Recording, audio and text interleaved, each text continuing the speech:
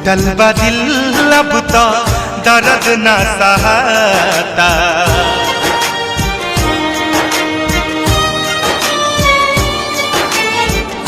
टूटल बा दिल अब तो दर्द ना सहाता। कवने कलम से भाग लिखल विधाता। टूटल बा दिल अब तो दर्द ना सहाता। कवने कलम से भाग लिखल विधाता। टूटल बा दिल अब तो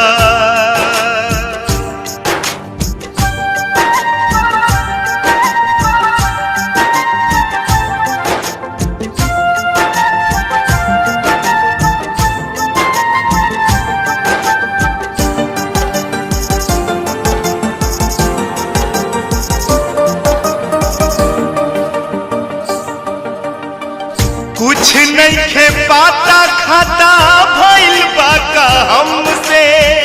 भइनी अनजान काहे अपना सनम से हो।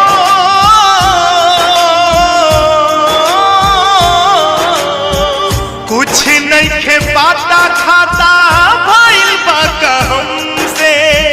भइनी अनजान काहे अपना सनम से। अपना सनम से उनके बिन एको क्षण हमसे न रहता। उनके बिन एको क्षण हमसे न रहता। कवने कलम से भाग लिखल विधाता। टूटल बा दिल अब तो दर्द न सहाता। कवने कलम से भाग लिखल विधाता।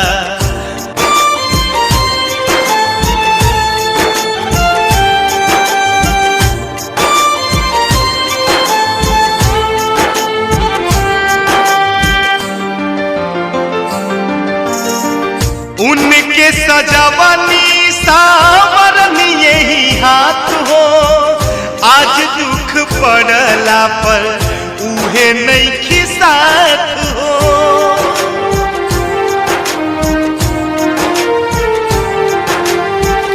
उनके सजावनी सावरनी यही हाथ हो।